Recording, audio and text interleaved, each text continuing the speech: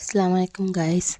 ஒரு எம்டி பவுலை ஒரு ஃப்ரீசரில் 2 to 1 hours எடுத்துக்கோங்க. ஃப்ரெஷ் க்ரீம் போட்டு நல்லா பீட் பண்ணிக்கோங்க. நல்லா அந்த ஃபோம் வர வரைக்கும் பீட் பண்ணணும். அதுக்கப்புறம் சாக்லேட் போட்டு கோகோ பவுடர் போட்டு பீட் பண்ணிக்கோங்க. நல்லா பீட் பண்ணதுக்கப்புறம் பவுடர் சுகர் கொஞ்சம் கொஞ்சமாக ஆட் பண்ணுங்கள். கொஞ்சம் கொஞ்சமாக ஆட் பண்ணி நல்லா பீட் பண்ணிக்கோங்க. அதையும் நல்லா பீட் பண்ணதுக்கப்புறம் கொஞ்சமாக காஃபி பவுடர் கொஞ்சம் டேஸ்ட் என்ஹான்ஸ் ஆகும். அதனால காஃபி பவுடர் ஆட் பண்ணுறோம். நல்லா பீட் பண்ணி எடுத்ததுக்கப்புறம் ஒரு ஏர்டைட் கண்டெய்னரில் நல்லா ஒரு பீட் பண்ணதை அந்த ஃப்ரெஷ் க்ரீம் இருக்கு இல்லையா, நல்லா போர் பண்ணிக்கோங்க.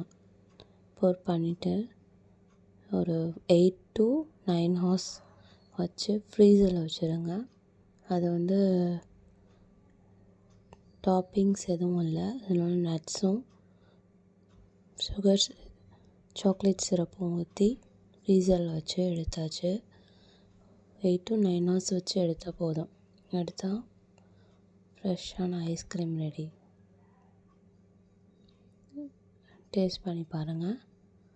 கூடவே சப்ஸ்கிரைப் பண்ணிக்கோ.